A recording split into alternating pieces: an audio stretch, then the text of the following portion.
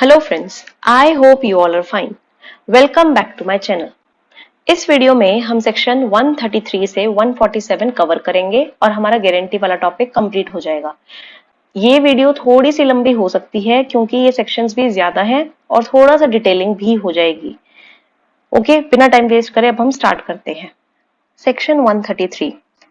Section 133 section पढ़ने से पहले मैं आप सबको सजेस्ट करूंगी कि प्लीज बेयरक लेकर बैठे।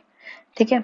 सेक्शन 133 क्या बोलता है? Discharge of surety by variance in terms of contract. अब क्या है, हम श्योरिटी के डिस्चार्ज की बात करेंगे, जिसका मतलब कि अभी तक हमने ये चीज देखी थी कि प्रिंसिपल डेटर होता है, क्रेडिटर होता है, श्योरिटी होता है, जो इसके प्रिंसिपल डेटर के बिहाफ पे क्रेडिटर को गारंटी देता है कि कल को अगर प्रिंसिपल डेटर कोई डिफॉल्ट करता है तो अगर कल को प्रिंसिपल डेटर कोई डिफॉल्ट करता है तो श्योरिटी कहता है क्रेडिटर साहब टेंशन मत लो, मैं हूं ना, मैं आपको पे कर दूंगा। बट अब यहाँ पे जो है हम कुछ सिचुएशंस पढ़ेंगे जिसमें ये बताई है कि श्योरिटी कब डिस्चार्ज हो जाएगा। मतलब कि अब श्योरिटी को अपना कोई भी काम करने की जरूरत नहीं है on the default of the principal debtor. Okay, section 133 बोल रहा है any variance made without the surety's consent in the terms of the contract between। कह रहे हैं भाई अगर कोई भी तुमने चेंज कर लिया, श्योरिटी की तुमने कंसेंट तक नहीं ली, कॉन्ट्रैक्ट के अंदर चेंज कर लिया। कॉन्ट्रैक्ट किसके बीच में था? प्रिंसिपल डेटर के बीच में और क्रेडिटर के बीच में। तो भाई फिर तो श्योरिटी भी डिस्चार्ज हो जाएगा उन ट्रांजेक्शन्स के रिगार्डिंग जो भी उस चेंज के आगे हुई है। तो इसका मतलब श्योरिटी जो है वो डिस्चार्ज हो जाएगा, वो फ्री हो जाएगा, इन द सेंस वो फ्री हो जाएगा अगर प्रिंसिपल डेटर ने और क्रेडिटर ने आपस में कोई कॉन्ट्रैक्ट कर लिया जिसके बारे में श्योरिटी को पता ही नहीं है। ठीक है, तो अगर इन्होंने आपस में कोई कॉन्ट्रैक्ट कर लिया है तो उस चीज के लिए श्योरिटी डिस्चार्ज हो जाएगा। अब इसका इलस्ट्रेशन देखते हैं। A becomes surety to C. Okay, A surety है सी को। सी क्या हो गया फिर हमारा यहाँ पे? फॉर बी इज कंडक्ट, तो सी हमारा क्या हो गया यहाँ पे? क्रेडिटर हो गया। बी के कंडक्ट के लिए बी हमारा क्या हो गया? Principal debtor. Okay, as a manager in C's bank, कि सी के बैंक में जो भी ये बी काम करेगा अगर कल को कोई गड़बड़ कर देता है तो ए कहता है क्रेडिटर साहब टेंशन मत लो, मैं हूं। आफ्टरवर्ड्स बी और सी ने क्या करा? कॉन्ट्रैक्ट कर लिया, ए से पूछा तक नहीं, उसकी कंसेंट के बिना, श्योरिटी की कंसेंट के बिना बी और सी ने खुद ही कॉन्ट्रैक्ट कर लिया कि बी की सैलरी जो है हम बढ़ा देंगे, अब बी की सैलरी जो है हम रेज कर देंगे, and that he shell become liable for 1/4 of the losses on overdraft. कि अगर कल को बी ने कोई भी ओवरड्राफ्ट करे, मतलब जितने पैसे होने चाहिए थे उससे एक्स्ट्रा निकाले, या जो भी लॉस हो रहा है उसके लिए 1/4 लॉस के लिए लाइबल कौन होगा? बी होगा। अब ये चीज तो श्योरिटी को पता ही नहीं है। बी ने क्या किया? कस्टमर को अलाउ कर दिया ओवरड्रो के लिए, हाँ भाई तेरी ये लिमिट है, तू ओवरड्रो कर ले। बी ने अलाउ कर दिया and the bank loses a sum of money. Bank को क्या हो गया? कोई ना कोई नुकसान हो गया, लॉस हो गया उस चीज पे। अब ए जो है वो डिस्चार्ज हो जाएगा अपनी श्योरिटीशिप से उस वेरिएंस के लिए जो भी उसकी कंसेंट के लिए, कंसेंट के बिना किया गया था, and is not liable to make good this loss. Okay, अब आ जाओ सेक्शन 134 पे। सेक्शन 134 बोल रहा है discharge of surety by release या डिस्चार्ज ऑफ प्रिंसिपल डेटर। अब श्योरिटी कब डिस्चार्ज होएगा देखते हैं। श्योरिटी डिस्चार्ज हो जाएगा, कोई भी कॉन्ट्रैक्ट है, फिर से वही बात, कॉन्ट्रैक्ट है किसके बीच में? है क्रेडिटर और प्रिंसिपल डेटर के बीच में, जिसकी वजह से प्रिंसिपल डेटर को छोड़ दिया गया है, या कोई भी ऐसा एक्ट हुआ है या कोई ओमिशन हुआ है। मतलब ओमिशन क्या होता है? ओमिशन होता है कि तुम्हारी लीगल ड्यूटी बनती है बट जो तुम क्या है एनफोर्स नहीं कर पाए, पूरा नहीं कर पाए। ऑफ द क्रेडिटर, क्रेडिटर की कोई ड्यूटी बनती थी जिसका कंसीक्वेंस क्या हुआ, जिसका इफेक्ट क्या हुआ? प्रिंसिपल डेटर खुद डिस्चार्ज हो गया। तो इसका मतलब हमने बोला कोई कॉन्ट्रैक्ट था, किसके बीच में कॉन्ट्रैक्ट था? प्रिंसिपल डेटर के बीच में और क्रेडिटर के बीच में, जिसकी वजह से क्या हुआ? प्रिंसिपल डेटर को हमने क्या कर दिया? रिलीज कर दिया। अब ये चीजें जो हो रही हैं वो क्या हो रही है? श्योरिटी की कंसेंट के बिना, श्योरिटी की कंसेंट के बिना हो रही है। तो जैसे इन्होंने कॉन्ट्रैक्ट किया जिससे रिलीज हो गया हमारा प्रिंसिपल डेटर, कोई कॉन्ट्रैक्ट जो किया उसकी वजह से श्योरिटी क्या हो जाएगा? डिस्चार्ज हो जाएगा। इसमें दूसरी चीज क्या बताई? 2 पॉइंट बताया ना इसमें। सेकंड पॉइंट इसमें क्या बताया कि क्रेडिटर ने कोई ऐसा एक्ट किया या ऐसा कोई भी ओमिशन किया जिसकी वजह से क्या हुआ? लीगल कंसिक्वेंस क्या हुआ? डिस्चार्ज हो गया हमारा प्रिंसिपल डेटर। इसका एग्जांपल देखते हैं।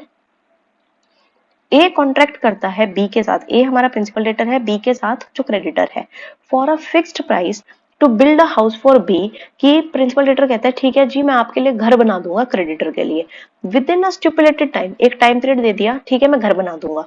B supplying the necessary timber, but उसके लिए बशर्ते, हम कह सकते हैं कि बी को हमने क्या बोला कि जी आप ना मेरे को टिम्बर प्रोवाइड कर देना, क्या दे देना, टिम्बर दे देना।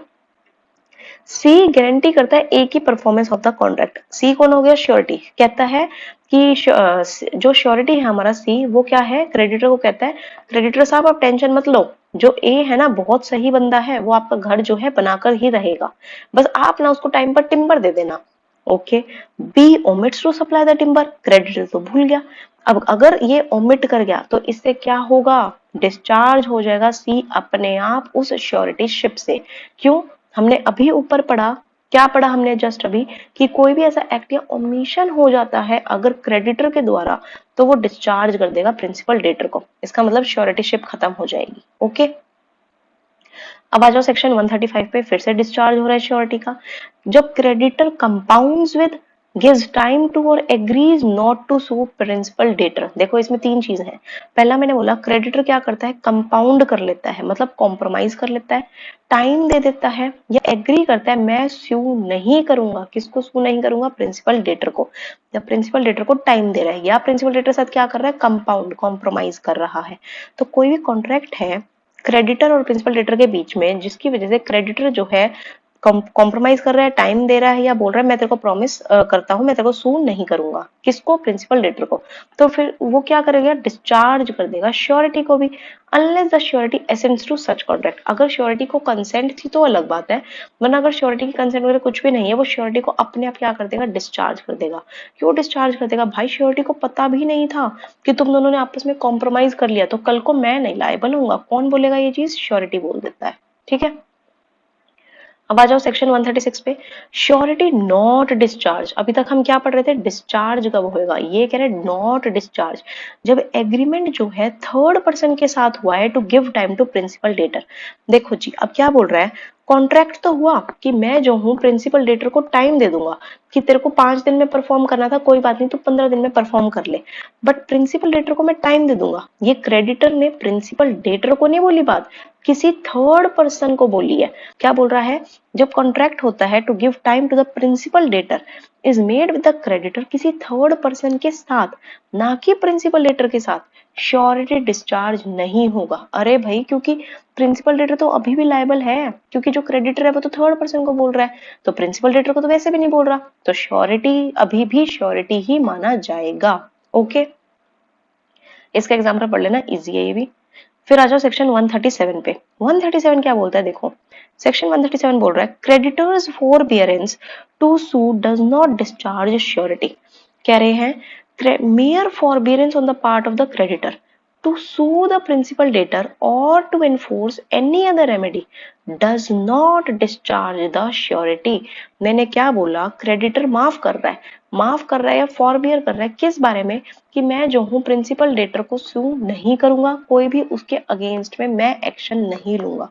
भाई इसका मतलब ये चीज थोड़ी ना है कि श्योरिटी डिस्चार्ज हो जाएगा, नहीं, क्रेडिटर तो सिर्फ ये बोल रहा है भाई टेंशन मतलब प्रिंसिपल डेटर मैं तेरे खिलाफ कुछ नहीं करूंगा, तो इसका मतलब मैं श्योरिटी को पकड़ूंगा, तो श्योरिटी तो डिस्चार्ज नहीं हुआ। एग्जाम्पल देखते हैं, B owes to C a debt guaranteed by A, guarantee की ए ने, मतलब हो गया श्योरिटी। देखो ऐसे इलस्ट्रेशंस में हमें सबसे पहले क्या ये लिख लेना चाहिए, क्या बंदा कौन क्या है, ताकि हमें वो चीज क्लियर हो जाए। अब मैंने इस एग्जांपल में कैसे पहचानी ये चीज, ये देखते हैं। देखो जस्ट वेट, मैं दोबारा बताती हूँ। अब इस एग्जांपल में हमने कैसे देखी, B owes to C a debt, B को जो है कोई डेट था वो उसको देना था वापस सी को, गारंटेड बाय ए, मैंने बोला गारंटी किसने करी, ए ने, तो उसी टाइम लिख लो उसके ऊपर श्योरिटी। अब इसको श्योरिटी लिख ली। अब मैंने बोला B owes to C a date, तो डेट इसके पास ऑलरेडी, बी के पास कोई डेट है, तो मतलब ये हो गया प्रिंसिपल डेटर कि इसको क्या है, कोई पेमेंट पे करनी है। ओके, अब डेट जो है वो पेबल हो गया, सी ने क्या है, बी को सू नहीं किया for a year after the debt payable. अब यहाँ पे जो है डेट पे करना था, बट इसने क्या है, जो क्रेडिटर है उसने हमारे प्रिंसिपल डेटर को सू नहीं किया, तो इसका मतलब ये थोड़ी ना है कि श्योरिटी भी श्योरिटी की श्योरिटीशिप खत्म हो जाएगी, नहीं। कल को जो है अगर वो प्रिंसिपल डेटर को सू नहीं कर रहा है तो वो श्योरिटी को भी सू कर सकता है, प्रोवाइडेड कि यहाँ पे उसने पहले बोल दिया हो अपने उसको प्रिंसिपल डेटर को कि टेंशन मत ले, मैं तुझे सू नहीं करूंगा। बट अगर कोई कॉन्ट्रैक्ट होता है जैसे हम ऊपर के सेक्शन में पढ़ के आए, तो वो श्योरिटी को यहाँ पे लायबल नहीं करेगा, वो डिस्चार्ज कर देगा श्योरिटी को। ओके, अब आ जाओ सेक्शन 138, रिलीज ऑफ वन को surety does not discharge other. कि सपोज अगर कई सारे हमारे पास को श्योरिटी है, सपोज ए और बी है, ठीक है, ये प्रिंसिपल डेटर है, ये इसका क्रेडिटर है, तो इस बंदे की श्योरिटी सी ने भी दी है, डी ने भी दी है, ई ने भी दी है। ओके, अब ये क्या बोल रहा है, व्हेन देयर आर को श्योरिटीज, और ये सारे को श्योरिटीज है सी, डी और ई, a release by the creditor of one of them does not discharge the others, neither, दो चीज है, does it free the surety so released from his responsibility to the other sureties। ये सिर्फ दो चीज बोल रहा है कि भाई अगर मैं सी को हटा रहा हूं, कौन हटा रहा है, क्रेडिटर, कि कल को मैं जो हूं सी को तो मैं नहीं सू कर रहा, तो क्या है भाई, ये लोग तो अभी भी लायबल होंगे, ये लोग तो अभी भी श्योरिटी ही माने जाएंगे। एंड सेकंड चीज मैंने क्या बताई, इसमें क्या बोली है कि ये जो श्योरिटी, ये देखो other will still be co-sureties, D और ई तो अभी भी को-श्योरिटीज होंगे, श्योरिटी जो हमने डिस्चार्ज कर दिया है that is C will be responsible to other sureties now also। भाई क्रेडिटर ने जो है, जस्ट वेट, क्रेडिटर ने जो है, जो क्रेडिटर है उस क्रेडिटर ने सिर्फ और सिर्फ सी को डिस्चार्ज किया है, डी और ई तो अभी भी लायबल है। अब क्रेडिटर ने जो इसको डिस्चार्ज किया है वो सिर्फ खुद के लिए डिस्चार्ज किया है। अब डी और ई ने कल को अगर कोई भी पैसा दिया प्रिंसिपल डेटर का, तो डी और ई जो है वो सी से आराम से रिकवर कर सकते हैं। ओके, फिर आ जाओ सेक्शन 139 पे। 139 क्या बोलता है, कह रहा है discharge of surety by the creditors act और omission impairing sureties eventual remedy. क्या बोल रहा है, अगर क्रेडिटर डज एनी एक्ट जो इनकंसिस्टेंट है, तो यहाँ पे भी क्रेडिटर की बात कर रहा है, with the right of the surety, मतलब अगर मैंने कोई भी ऐसा एक्ट किया, किसने किया, क्रेडिटर ने किया, जो श्योरिटी के राइट के अगेंस्ट है, या कोई ऐसा एक्ट मुझे करना था जो मेरी ड्यूटी थी, श्योरिटी के प्रति मेरी कोई ड्यूटी बनती थी, किसकी, क्रेडिटर की, बट मैं क्या है ओमिट कर दिया, मैं करना भूल गया, requires him to do eventual remedy of the surety himself against a principal debtor is thereby impaired, surety is discharge. इसका मतलब कि क्रेडिटर ने कल को कोई एक ऐसा एक्ट किया जो इनकंसिस्टेंट था, ठीक है, पहला इनकंसिस्टेंट था, या कोई उसको ऐसा एक्ट था या कोई उसकी ड्यूटी थी जो उसने ओमिट कर दी, जिसकी वजह से अगर श्योरिटी को कोई भी उस चीज का नुकसान हो रहा है तो वो श्योरिटी लायबल नहीं होगा, श्योरिटी डिस्चार्ज हो जाएगा। ओके, अब इसको एग्जांपल से समझते हैं, आसानी से समझ आएगा। बी कॉन्ट्रैक्ट करता है to build a ship for C for a given sum. B कहता है ठीक है क्रेडिटर साहब, मैं आपके लिए शिप बना दूंगा, बिल्ड कर दूंगा, ठीक है, to for a given sum, कुछ पैसों के लिए, to be paid by instalment as the work reaches certain stage. जैसे जैसे मेरा काम करता रहूंगा, कौन कह रहा है, प्रिंसिपल डेटर कह रहा है, जैसे जैसे मैं अपना काम आगे करता रहूंगा, बढ़ता रहूंगा, क्रेडिटर साहब आप मेरे को इंस्टॉलमेंट्स में उस हिसाब से पैसे देते रहना, ठीक है। A becomes surety to C for dues performance, A बन गया श्योरिटी, ये आ गया ए। अब ये श्योरिटी क्या कहता है, तो क्रेडिटर को कहता है टेंशन मत लो, जैसे जैसे काम बढ़ता रहेगा टेंशन मत लो, प्रिंसिपल डेटर सारा काम करेगा, मैं उसकी गारंटी देता हूं। Okay, C without the knowledge of A, अब जो क्रेडिटर था उसने क्या किया, ए को बिना बताए, श्योरिटी को बिना बताए पहले ही लास्ट की दोनों इंस्टॉलमेंट्स दे दी, ये पहले इंस्टॉलमेंट्स इसको दे दी, ए डिस्चार्ज हो जाएगा प्री पेमेंट से। देखो यहाँ पे कंडीशन क्या थी हमारी, देखो ये प्रिंसिपल डेटर, ये क्रेडिटर, हमारी कंडीशन थी, प्रिंसिपल डेटर बोला कि ठीक है क्रेडिटर साहब मैं जैसे जैसे काम करता रहूंगा आप मेरे को पेमेंट देते रहना। ओके, क्रेडिटर कहता है ठीक है, ये बात तो सही कह रहे तू। श्योरिटी कहता है कि अगर क्रेडिटर साहब टेंशन मत लो, अगर कल को किसी भी स्टेज पे ये अटका ना, काम नहीं किया ना प्रिंसिपल डेटर ने, तो मैं आपको वो काम कर दूंगा। क्रेडिटर कहता है ये भी ठीक है। अब क्या हुआ, क्रेडिटर ने 2 महीने का पहले ही पैसे इसको दे दिए, ये 2 महीनों का पैसा पहले ही प्रिंसिपल डेटर को दे दिया, जबकि कंडीशन क्या थी कि पहले काम धीरे धीरे बढ़ता रहे, उस हिसाब से पैसा मिलता रहे। कल को अगर यहाँ पे आके प्रिंसिपल डेटर ने अपना काम छोड़ दिया तो इस चीज के लिए अब श्योरिटी लायबल नहीं हो। क्यों? क्योंकि भाई क्रेडिटर तूने खुद अपनी मर्जी से उसको पैसा दिया है प्रिंसिपल डेटर को, मैंने तो नहीं कहा था तुझे, तो अब मैं उस चीज के लिए लायबल नहीं होऊंगा। ओके, तो ए जो है डिस्चार्ज हो जाएगा उतने प्री पेमेंट से। अब आ जाओ सेक्शन 140। सेक्शन 140 भी इंपॉर्टेंट है। सेक्शन 140 कह रहा है rights of surety on payment या परफॉर्मेंस। अब क्या हुआ देखो, इसको समझने से पहले हम ये देखते हैं क्या हुआ। प्रिंसिपल डेटर ने कर दी गड़बड़, गड़बड़ इन द सेंस डिफॉल्ट कर दिया। डिफॉल्ट किस चीज का? हमने बोला था स्टार्टिंग में 126 में, या तो पेमेंट करनी थी या उसको कोई प्रॉमिस परफॉर्म करना था। अब क्या हुआ, प्रिंसिपल डेटर ने कर दी गड़बड़। अगर प्रिंसिपल डेटर ने गड़बड़ कर दी, क्रेडिटर किसको पकड़ेगा? श्योरिटी को। अब जैसे श्योरिटी को इस चीज के लिए पकड़ा गया, श्योरिटी ने पेमेंट थी या प्रॉमिस था वो परफॉर्म कर दिया। अब श्योरिटी ने जब परफॉर्म कर दिया मतलब क्रेडिटर का रोल हमारा खत्म हो गया। अब क्रेडिटर की जगह हमारा आ जाएगा श्योरिटी। इसको हम कहते हैं राइट ऑफ सब्रोगेशन। क्या कहते हैं हम इसको? Right of subrogation. इसका मतलब जैसे श्योरिटी उसका डिफॉल्ट कंप्लीट कर देता है और क्रेडिटर सेटिस्फाई हो जाता है, श्योरिटी जो है क्रेडिटर की जगह आ जाएगा और इसका मतलब प्रिंसिपल डेटर जो है अब लायबल हो जाएगा श्योरिटी के प्रति। ओके, देखते हैं हम सेक्शन 140। Just wait. ठीक है, कह रहे हैं rights of surety on payment और परफॉर्मेंस वेयर अ गारंटीड डेब्ट हैज बिकम ड्यू। मैंने अभी बताया डेट ड्यू हो चुका है या डिफॉल्ट कर दिया प्रिंसिपल डेटर ने परफॉर्म करने के लिए जो उसकी ड्यूटी थी। श्योरिटी अपॉन पेमेंट, अब श्योरिटी पैसा देगा या परफॉर्म करेगा। Of all that he is liable, कौन ही इज लायबल? जो भी श्योरिटी ने बोला था कि भाई साहब टेंशन मत लो, जो प्रिंसिपल डेटर नहीं कर पाया वो मैं करूंगा, तो इसने सब कर दिया। is invested with all the rights which the creditor had against the principal debtor। तो क्या बोल रहा है कि उसके पास सारे राइट्स होंगे, किसके पास? श्योरिटी के पास। श्योरिटी के पास हमारे सारे राइट्स होंगे, जस्ट वेट, श्योरिटी के पास हमारे पास सारे राइट्स होंगे जो एक क्रेडिटर के पास थे प्रिंसिपल डेटर के अगेंस्ट में। अब श्योरिटी भी अपनी कैसे रिकवर करेगा प्रिंसिपल डेटर से? जैसे क्रेडिटर कर सकता था। ओके, अब आ जाओ सेक्शन 141 पे। 141 बोल रहा है surety is right to benefit of creditor's security. A surety is entitled to the benefit of every security। ये तो हमें पता है कि श्योरिटी को भी वही सब बेनिफिट मिलना चाहिए सिक्योरिटी का जो किसके पास होता है? सिक्योरिटी का जो एक क्रेडिटर के पास होता है प्रिंसिपल डेटर के अगेंस्ट में। कह रहा है श्योरिटी एंटाइटल्ड है to the benefit of every security जो क्रेडिटर के पास है प्रिंसिपल डेटर के अगेंस्ट में एट द टाइम जब श्योरिटीशिप का कॉन्ट्रैक्ट एंटर किया गया था। Whether the surety knows of the existence of such security और नॉट, चाहे उस सिक्योरिटी के बारे में श्योरिटी को पता हो ना पता हो, बट जो भी उसके पास है क्रेडिटर के पास वो उसको भी मिलना चाहिए, किसको? श्योरिटी को।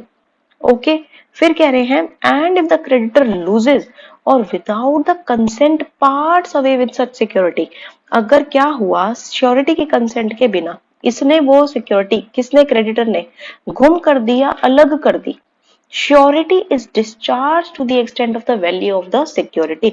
श्योरिटी उतने सिक्योरिटी के लिए डिस्चार्ज हो जाएगा, जो भी उसकी इतनी लायबिलिटी बनती है उस सिक्योरिटी के रिगार्डिंग वो डिस्चार्ज हो जाएगा।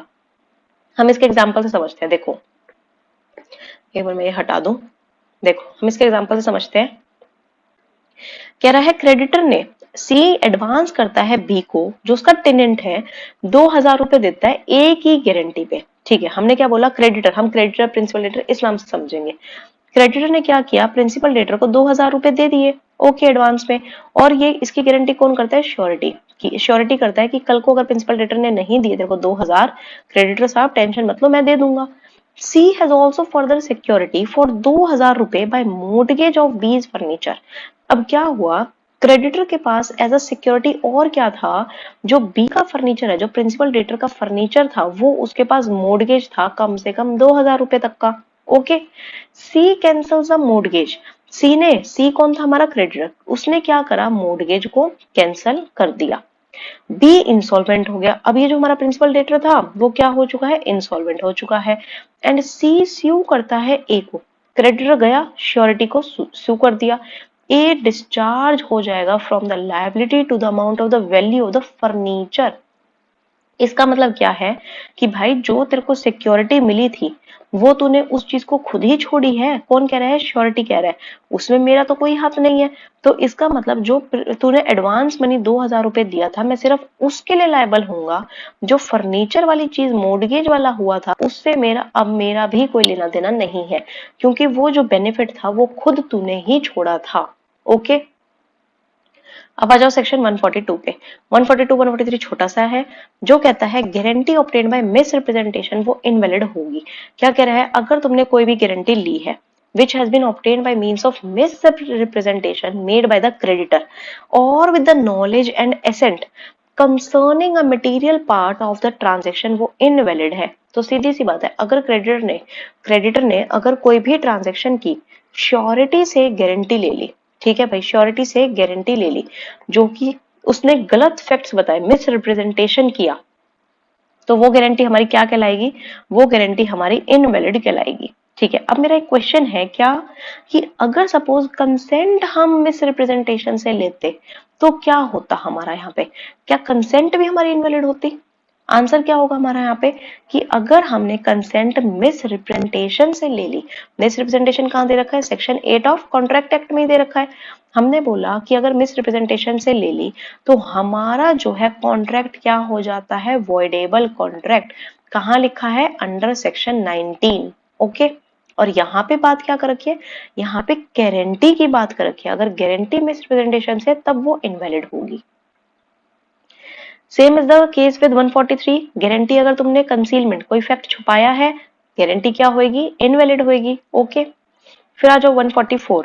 144 क्या कहता है, कह रहा है guarantee on a contract that creditor shall not act on it until को श्योरिटी ज्वाइंस। सपोज ए प्रिंसिपल डेटर हम ए से नहीं पढ़ते, हम सीधा पढ़ते हैं प्रिंसिपल डेटर से। ठीक है, ये प्रिंसिपल डेटर, ये क्रेडिटर। अब इसकी श्योरिटी तो इसने दे दी, एक बंदा है सी, ए बंदा है। अब ये कहता है क्रेडिटर को, क्रेडिटर साहब सुन लो, आप जब तक जो प्रिंसिपल डेटर को कुछ मत देना, मैं गारंटी नहीं दे रहा जब तक कि मेरा पार्टनर बी भी नहीं ज्वाइन कर लेता। इट मींस कि अगर एक और बंदा श्योरिटी की तरह ज्वाइन नहीं कर रहा तब तक मैं किसी भी चीज के लिए आपको लायबल नहीं होऊंगा। तो क्या कह रहे हैं, मेरा पर्सन गारंटी देता है अपॉन अ कॉन्ट्रैक्ट कि क्रेडिटर साहब सुन लो, आप एक्ट मत करना जब तक कि दूसरा पर्सन मेरे को ज्वाइन नहीं कर लेता एज अ को surety. Guarantee is not valid, वो गारंटी वैलिड नहीं होगी अगर दूसरे पर्सन ने ज्वाइन नहीं किया तो। ओके, अब आ जाओ सेक्शन 145 पे। सेक्शन 145 क्या बोलता है हमारा, सेक्शन 145 बोल रहा है implied promise to indemnify surety. In every contract of guarantee there is an implied promise principal debtor के द्वारा to indemnify the surety। देखो इसका मतलब प्रिंसिपल डेटर, क्रेडिटर, श्योरिटी। ठीक है, अब क्या हुआ, प्रिंसिपल डेटर ने कर दिया डिफॉल्ट, क्रेडिटर पैसा मांगने गया, किसके पास गया, श्योरिटी ने पे कर दिया। अब क्या बोल रहे हैं, प्रिंसिपल डेटर की ड्यूटी बनती है, एक तरह का ये इम्प्लाइड प्रॉमिस माना जाता है। देखो इम्प्लाइड एक्सप्रेस क्या होता है, जो हम बोल रहे हैं वर्ड्स से या कंडक्ट से। इम्प्लाइड क्या होता है, जो हम वर्ड्स वगैरह से नहीं पता लगने दे रहे। तो ये इम्प्लाइड प्रॉमिस माना जाता है कि श्योरिटी साहब टेंशन मत लो, आपने क्रेडिटर को मेरा पैसा दिया है, मैं आपका पैसा नहीं डूबने दूंगा, मैं आपको पैसे दे दूंगा। कौन कह रहा है, प्रिंसिपल डेटर कह रहा है। और क्या बोल रहे हैं, एंड द श्योरिटी एंटाइटल्ड है, वो पैसा ले लेगा, किससे, पैसा मतलब जो भी चीज श्योरिटी ने दी है वो ले लेगा, to recover from the principal debtor, जो भी सम उसने दिया है, बट वो होना कैसा चाहिए, राइटफुली पे। इन्होंने पहले कह दिया कैसा होना चाहिए, राइटफुली पे होना चाहिए, ना कि वो सम जो उसने गलत तरीके से दिया हो। ओके, अब आ जाओ सेक्शन 146 पे।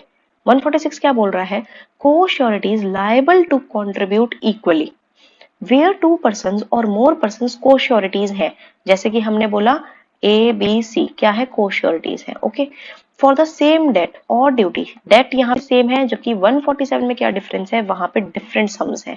ओके, ईदर ज्वाइंटली या severally and whether under same. अब देखो यहाँ पे 3-4 चीजें एक साथ क्या आती है, सेम डेट है, चाहे सेम कॉन्ट्रैक्ट हो डिफरेंट कॉन्ट्रैक्ट हो फर्क नहीं पड़ता, विद या विदाउट नॉलेज हो किसकी, मतलब ये एक दूसरे को चाहे जानते हो ना जानते हो, को श्योरिटीज आपस में, ये लायबल होंगे क्या देने के लिए, इक्वल अमाउंट देने के लिए पूरे डेट का, या वो पार्ट देने के लिए जो भी प्रिंसिपल डेटर के द्वारा रह गया पे करना।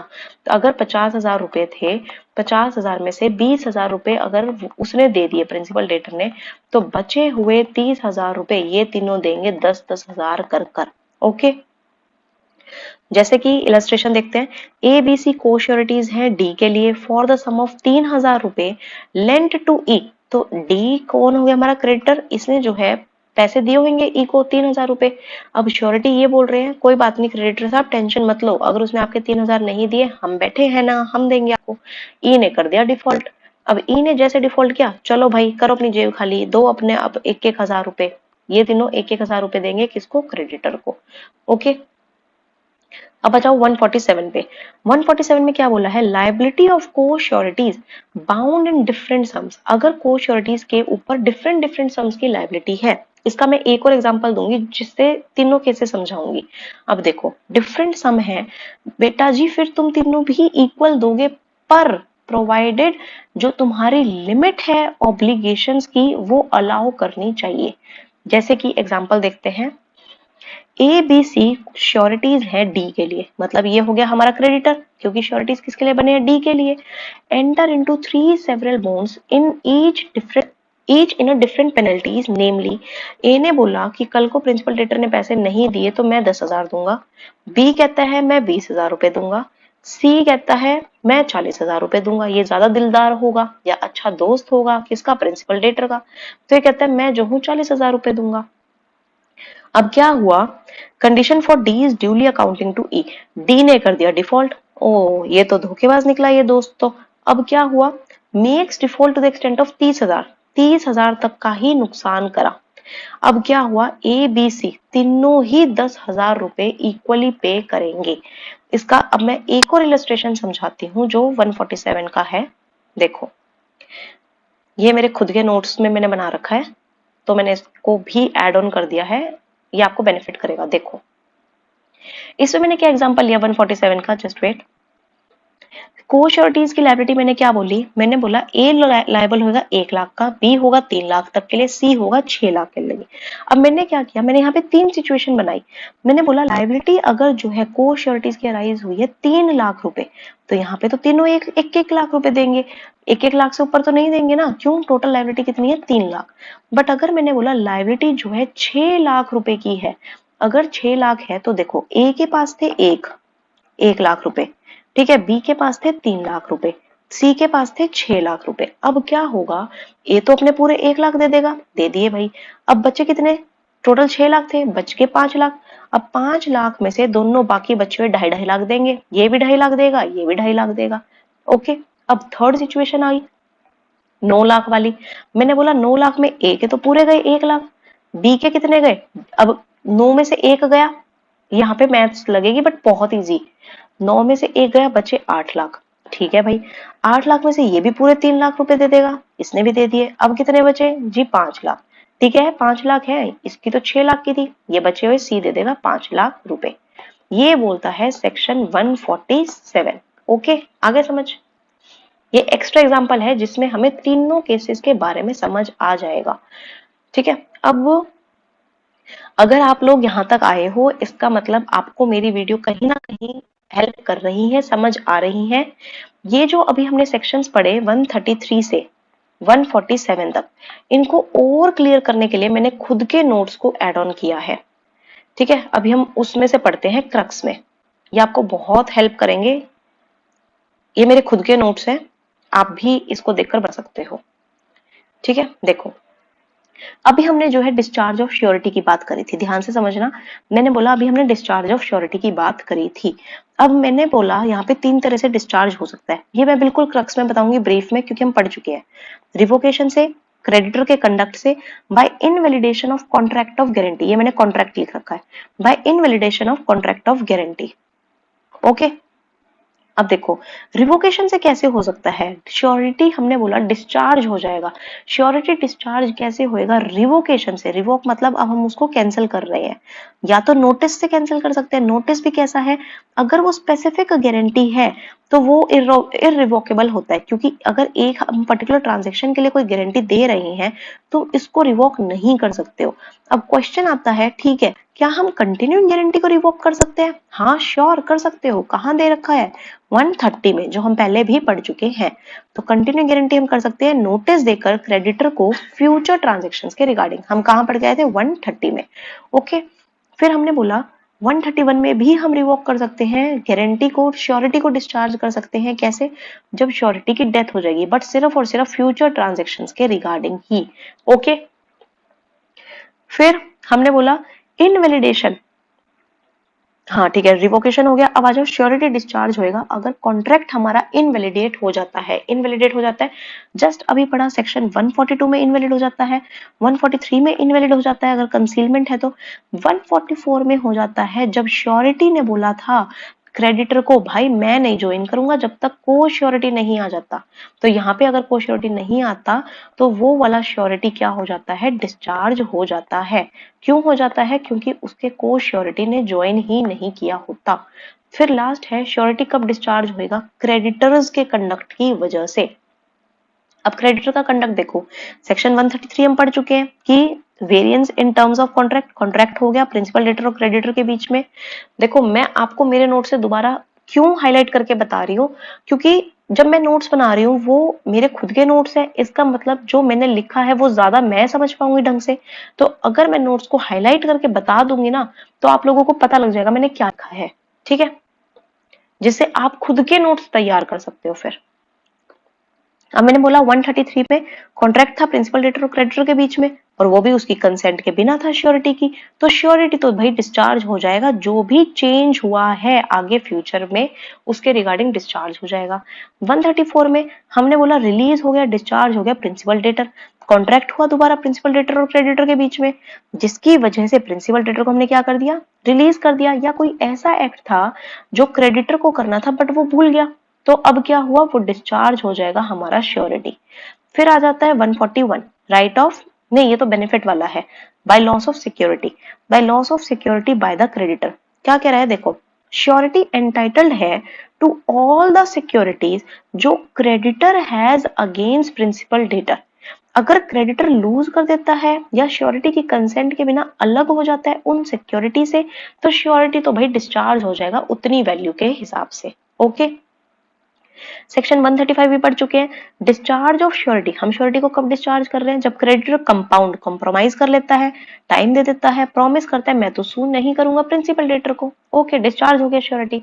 सेक्शन 139 बाय क्रेडिटर का एक्ट ऐसा था या कोई ओमिशन कर दिया जिससे क्या हुआ? श्योरिटी का नुकसान हो रहा है। तो क्रेडिटर कोई ऐसा एक्ट कर रहा है या ओमिट कर दिया कोई ऐसी ड्यूटी जो उसकी बनती थी जिसकी वजह से उसको नुकसान हो रहा है श्योरिटी को, तो भाई श्योरिटी तो क्या हो जाएगा? डिस्चार्ज हो जाएगा। ठीक है, अब एक और टेबल है ऐसे में, वो भी देख लेते हैं। देखो अब मैंने बोला इसमें कि श्योरिटी कब डिस्चार्ज नहीं होगा। दो केसेस में नहीं डिस्चार्ज होगा। 136 में क्या बोल रहा था? जब कॉन्ट्रैक्ट तो किया क्रेडिटर ने बट वो थर्ड पर्सन के साथ किया, प्रिंसिपल डेटर के साथ नहीं किया, थर्ड पर्सन को बोलता है। याद करो अभी पढ़ के आए थे, वहां कॉन्ट्रैक्ट किया क्रेडिटर ने प्रिंसिपल डेटर के साथ की, मैं थर्ड पर्सन के साथ सॉरी, कि प्रिंसिपल डेटर को मैं सू नहीं करूंगा, तो यहाँ पे वो डिस्चार्ज नहीं होएगा श्योरिटी। ऐसे ही सेक्शन 137 जहां पे क्रेडिटर माफ कर देता है, फॉरबियरेंस कर देता है टू सू प्रिंसिपल डेटर, तो वहां पे श्योरिटी डिस्चार्ज नहीं होगा, सिर्फ प्रिंसिपल डेटर ही डिस्चार्ज होता है। अब हम देख लेते हैं राइट्स ऑफ श्योरिटी। अब राइट्स ऑफ श्योरिटी में भी तीन टेबल बनेगी, किसके रिगार्डिंग? प्रिंसिपल डेटर के अगेंस्ट में क्या राइट है, क्रेडिटर के अगेंस्ट में, और को श्योरिटीज के अगेंस्ट में। देखो को श्योरिटीज अभी हम पढ़ के आए 146 और 147, श्योरिटी के क्या राइट होंगे? सारे इक्वली कॉन्ट्रीब्यूट करेंगे। 147 इक्वली तो देंगे बट जो उनकी मैक्सिमम लिमिट है उसके अकॉर्डिंग देंगे। ओके, फिर हमने बोला प्रिंसिपल डेटर के अगेंस्ट में क्या राइट है?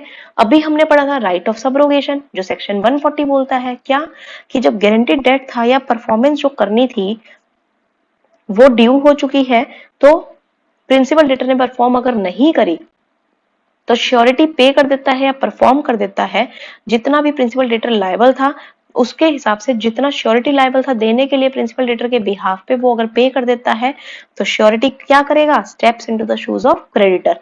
अब सारे राइट्स आ जाएंगे जो क्रेडिटर के पास थे प्रिंसिपल डेटर के अगेंस्ट में। ऐसे ही राइट क्या है एक और प्रिंसिपल डेटर के अगेंस्ट में, 145 में जो इम्प्लाइड प्रॉमिस बोलता है, जो ये कहता है श्योरिटी का राइट बताता है कि उसको इंडेमनिफाई किया जाएगा श्योरिटी को प्रिंसिपल डेटर के द्वारा वो सारी अमाउंट के लिए जो भी श्योरिटी ने राइटफुली दिया है, ना कि रॉन्गफुली। ओके, अब लास्ट राइट जो श्योरिटी का राइट है किसके अगेंस्ट में, क्रेडिटर के अगेंस्ट में। क्या राइट है, वही सेक्शन 141 वाला। अगर आपने देखा हो 141 हमारा यहाँ पर भी आ रहा है और डिस्चार्ज वाले में भी आ रहा है, क्योंकि जो उसको बेनिफिट रिसीव हो रहा है और जो पार्ट अवे कर रहा है उसमें दोनों में अलग अलग आ जाता है। राइट्स में क्या आया, श्योरिटी का राइट है benefit of the creditor security. Contract के टाइम पे जो भी इसको सिक्योरिटी का बेनिफिट मिल रहा है क्रेडिटर को, तो कल को वो बेनिफिट श्योरिटी भी लेगा अगर वो श्योरिटी क्रेडिटर को पे कर देता है तो। Irrespective of surety is aware और नॉट, चाहे श्योरिटी को पता हो ना पता हो, डज नॉट मैटर। क्रेडिटर अगर लूजेस और parts away with the property surety की कंसेंट के बिना, तो ठीक है भाई, श्योरिटी उतने हिस्से के लिए डिस्चार्ज हो जाएगा to the extent of the value of that security. Okay, I hope आपको ये टेबल भी समझ आ गई हो इजी वे में। मैंने कोशिश करी है इनको इजी वे में समझाने के लिए। ठीक है, इस वीडियो में हमने सारा क्या कवर किया है, गारंटी के बारे में। अब हमारा सिर्फ एक पेलमेंट टॉपिक इसमें रहता है। अच्छा, पेलमेंट के आगे प्लेज भी है। ओके ठीक है, पेलमेंट भी है, प्लेज भी अभी तो पड़े हैं सेक्शन इसके 148 से 238 तक तो अभी हमारा पड़ा है, हम उसको कवर कर लेंगे नेक्स्ट वीडियोस में। ठीक है, मिलते हैं अपनी नेक्स्ट वीडियो में। Thank you for watching.